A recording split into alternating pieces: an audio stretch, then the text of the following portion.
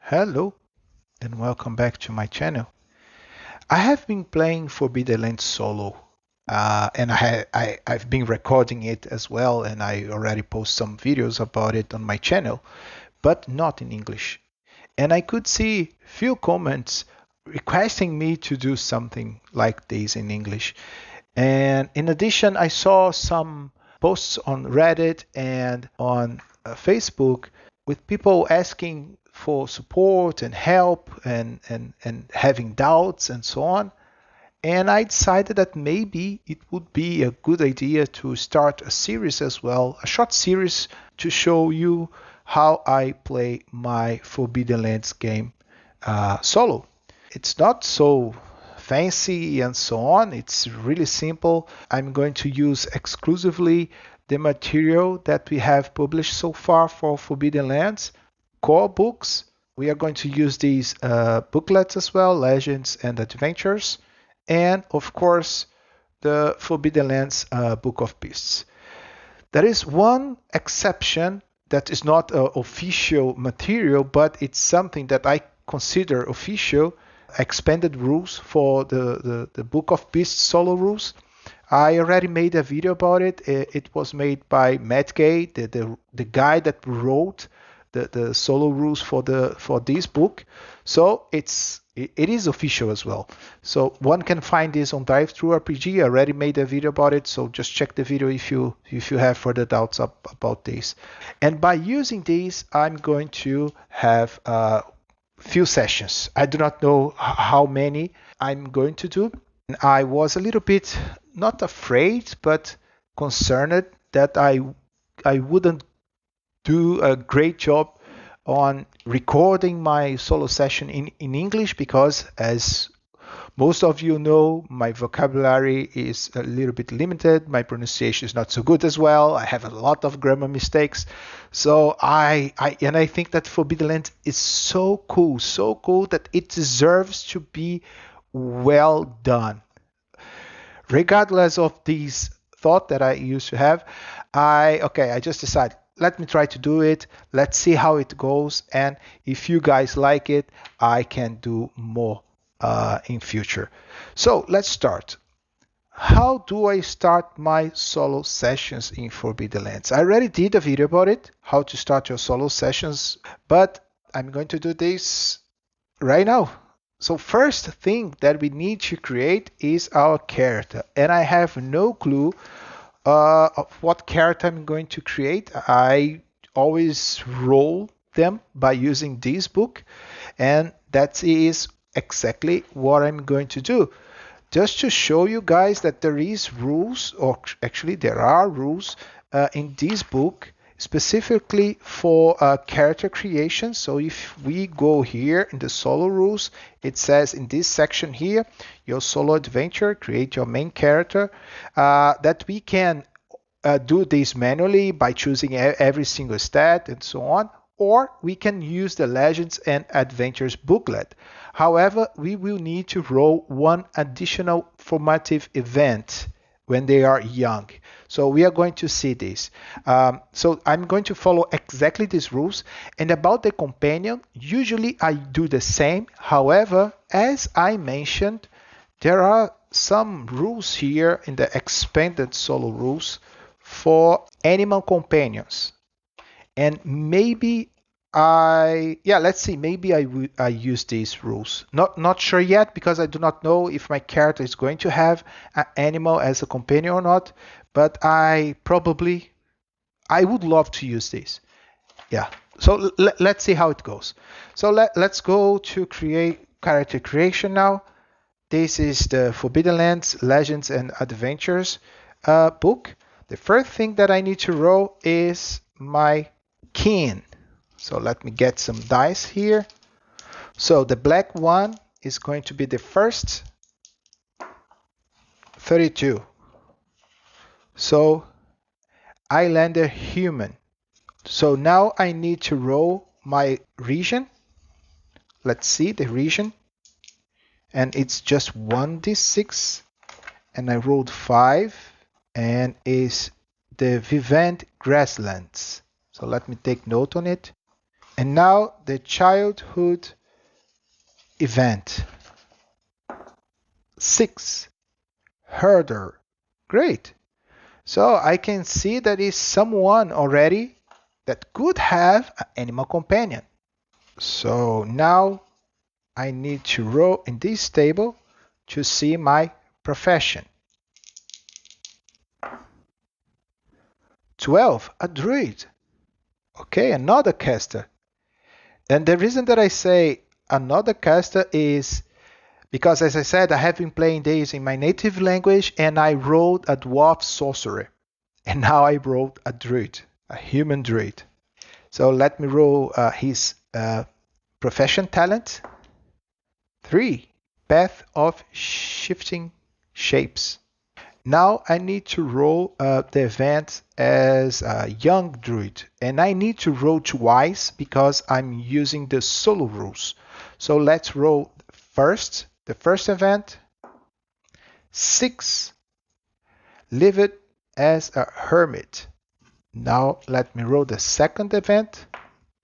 1, pilgrimage. Now I need to decide if my character is going to be young, middle age, or old, because depending on his age or her age, they might have more one more formative event. I think the best dice that I can use to roll is the D12. If I roll 1, 2, 3, 4, I'm young. 5, 6, 7, 8, I'm middle age, or 9 to 12, I'm old. 2, young, great. So I do not have any more formative event. Basically, so far, without any name defined yet, and even if it's a male or female character, we already know that this druid used to maybe live in a farm or something like this, and turns out that he or she became a druid, but they have this pilgrimage and this hermit background. So I see someone that decide to live outside of the civilization. For some reason, he or she wants to live in isolation for some time, and for some reason now we are living this isolation. And we are pursuing something, but I have no clue what it could be. Maybe it could be related to the companion, or maybe it could be related to a legend. For the pride, there are 3 options here, and maybe I could roll 1, 2, 3, 4, 5, 6. You sense a natural phenomena before anyone else. Now for the dark secret, let me use the same. 5 is the last one. You are a moralizing know-it-all who thinks you always know the will of the gods. By using the pride and the dark secret, I see that we already have something here that we could use to start our adventure, because we were in total isolation. And maybe the character sensed the unnatural something, a signal or something. Maybe a god spoke to him, because he or she always know the will of the gods. Maybe I could already decide a name for the character, and there is this King Names Oracle here, so I'm going to just grab a card and check the name. Okay, so Islanders and half-elf take elf names. Marco. This is our character's name, Marco. And another thing that I did, I changed the Wanderer talent that I rolled for the pilgrimage formative event. I changed it to Lucky, as suggested in the Book of Beasts. So the main character is created. So I think that I'm going to have an animal companion, but it says here in the rules in the Book of Beasts, if you would like an animal companion and you want it to act independently, you must take the hunter's path of the beast talent. Otherwise, your animal companion can give you a help die in relevant circumstances. When you make a scouting roll, when you keep watch at the camp, but won't be able to act on its own. If we check here, I don't want my animal to be able to act by itself. I would like to have this exactly as a companion, just helping me doing stuff. An action that animal can do is it can keep watch and even scouting. So I can just I know that as I'm playing alone, I could use the lead away and the scouting. I could roll both and I could use his help here. But if I go sleep, the animal is always keeping watch. So I think this is really good to have. So I do not know exactly what companion I'm going to have. So there are basically 18 animals in this list. But I feel that there are some animals that do not fit really well as a companion for my character. So if I see here, for instance, bear is possible, wolf as well, but a riding horse, it could be war horse. I don't think it fits my character background as well the warhound. So maybe I should just roll 3d6 and just skip this one, right? Because I would have 15 possibilities if I'm not wrong. So let me roll 3d6 and then I will count. And let's see. So I have 13. So I have a snake. The cool thing about a snake is that it has lethal poison. Although the potency is not so high, it's just 4, but it could be lethal. So this is cool. So Tiara is our snake and it is our companion. Now, usually when we have a companion that is a humanoid companion, we used to roll in this table. How did you meet? I like to use this as a starting point in our adventure. Although I already have a lot of stuff in my mind, and I would like maybe to roll on some more tables to get more information and more ideas. But this is actually one table that I can use. So I do not know if this snake has been my companion for a long time or if I just met it recently. Did I think that this snake is a signal from the gods? I do not know. We know that in this setting, a snake, a raven, all of these animals, they have like a divine meaning. So there are people that believe that the snake is the god. Others believe that the raven is the god. And there are a lot of ideas here. So I maybe could use this as a signal of the gods. And it could be something really interesting to be explored as well.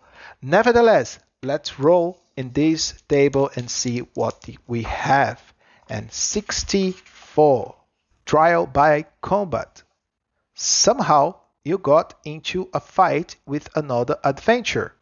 After having exchanged insults, curses, and threats, you agreed to settle your conflict through a trial by combat. Both of you fought bravely and both were wounded, but in the end you had to give up the fight when you ran out of steam.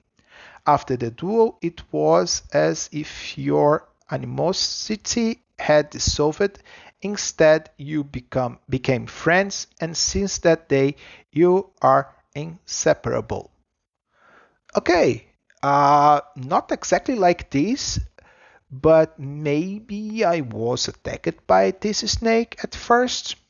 Somehow, I couldn't defeat this snake, and she couldn't defeat me. And in the end, I realized that this is not just a snake, a common snake. This snake was sent by the gods. And this is a signal that I need to do something.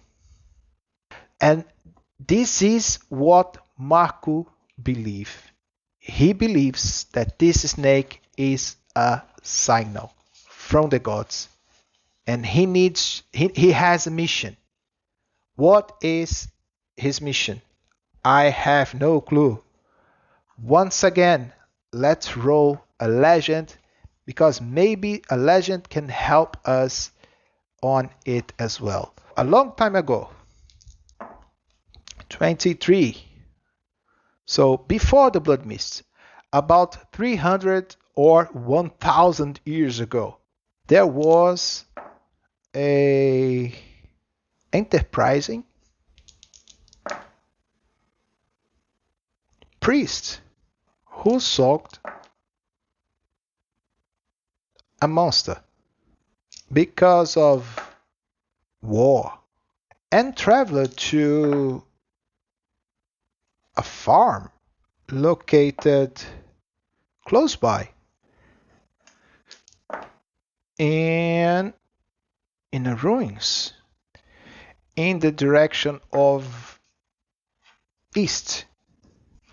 As the legend goes, it is said that he or she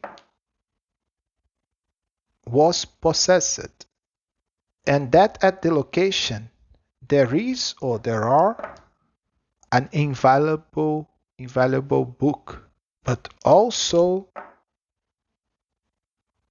a cruel 64 monster. And then I need to roll the monster. So it totally makes sense that we roll a monster at the beginning and then a monster in the end as well. So basically it might be the same monster. Let's see. Now I need to roll in the monster table on the page 74 in the Game Master Guide. So let me roll. 24. A ghost. Man, this is great. This is great. Now I'm going basically to replace monster by ghost here. Because, okay, before the blood mist, there was this priest, enterprising priest, who sought a monster because of war. Okay, maybe to avoid war, maybe because of the war, I do not know. But then he or she traveled to a farm located close by in the ruins on east. So I do not know exactly where I am now. I need to decide my starting place in the map, but I need to keep in mind that close by, so it's not so far, I'm going to have the ruins of a farm, right, in east. So, but this priest was possessed. Okay, and there was this invaluable book there also. Okay, so as we have farm here and ruins and so on, and as Marco has his childhood in a farm as well, maybe this is a story that he heard when he was a child. This legend he heard years ago. I do not know how old he is, so he could have 16 years old or 25. I would maybe put him as a 17, maybe 17 years old. He's really young, 17 years old. But he heard this years ago. When he was in this farm, he heard about these priests maybe in the region.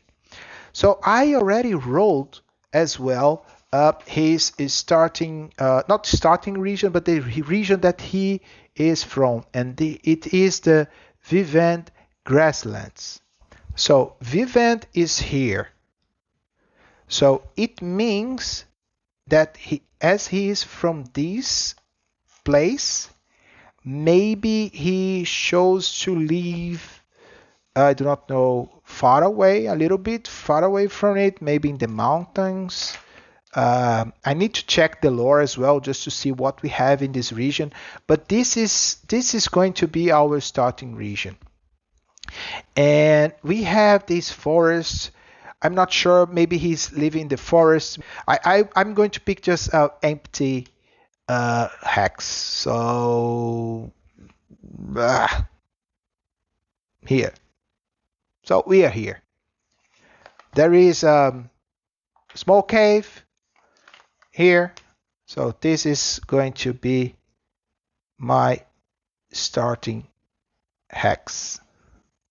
Maybe he has been here for, I do not know, the Blood Mist. One of our formative event actually says that we move during the Blood Mist. And if I say by the book, it says that we should start with like 5 years after Blood Mist has lifted. So he maybe moved when he was 12 years old, something like this, really young. But someone taught him, right, about these druid stuff. So maybe there was this druid here, like living in the woods, and that taught him everything that he knows. During the Blood Mist, maybe he met someone. I can try to bring a huge backstory for Marco, but I don't think it's really necessary. In the end, what matters is that he is here, living here alone. So initially he's going to move from this hex to this farm. But this is not only a farm. This is like, I would decide that this is a hamlet. And I could actually roll. We have outposts, we have hamlet, we have village. I know that we have a farm, but let's see how big this place is. 3. It's a hamlet. Okay. About 20 to 100 people. Let's see when it was built. 33.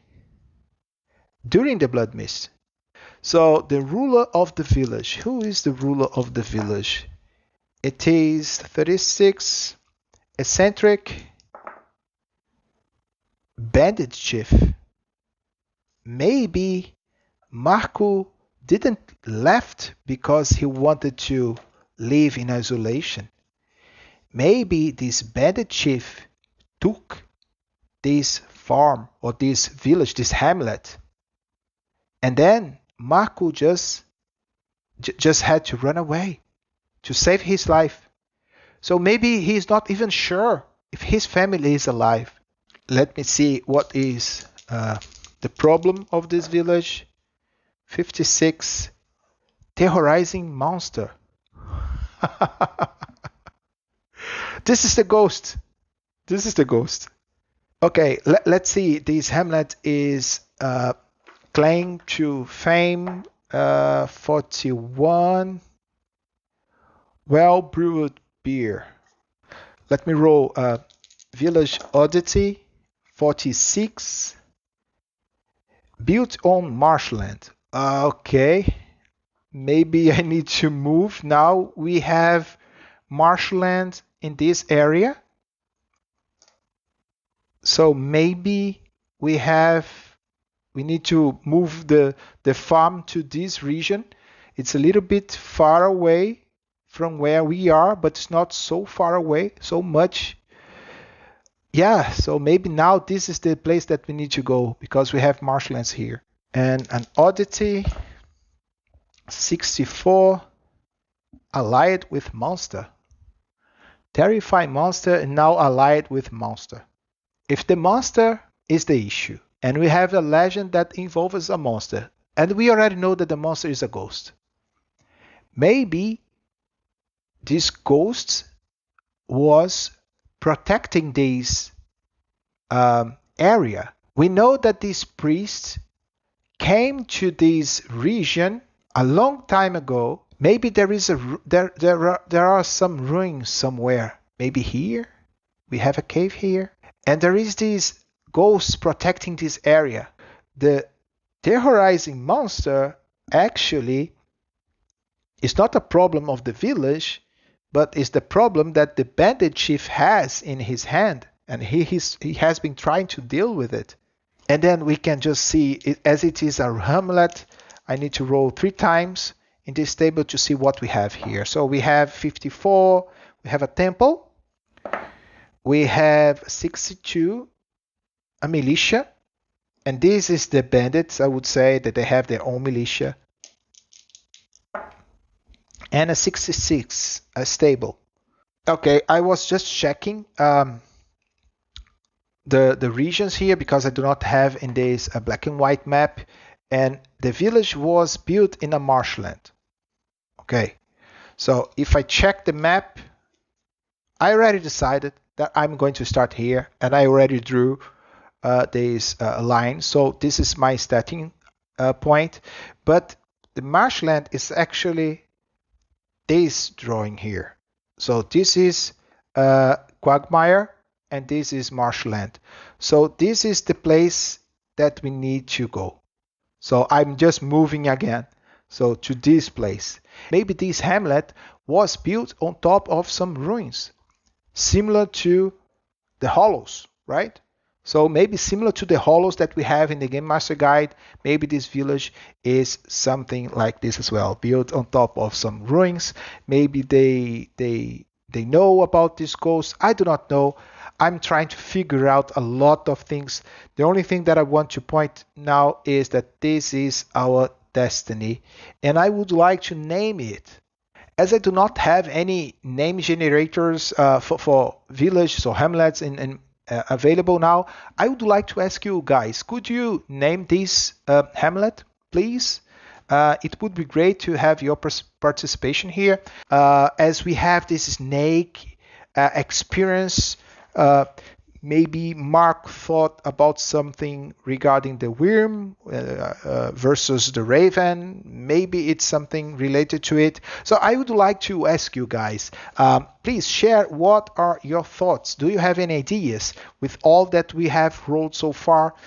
Please tell me in the comments, and then we start in the next session, session 1, we start our adventure. So it's going to be Marco, the druid, and his snake, Tiara, moving from this hex to this farm here. Right now, I do not have a lot of things defined. I will think about it as well, but I hope that your comments add more ideas to my adventure. Thank you. I hope you like it. See you in the next video. Bye bye.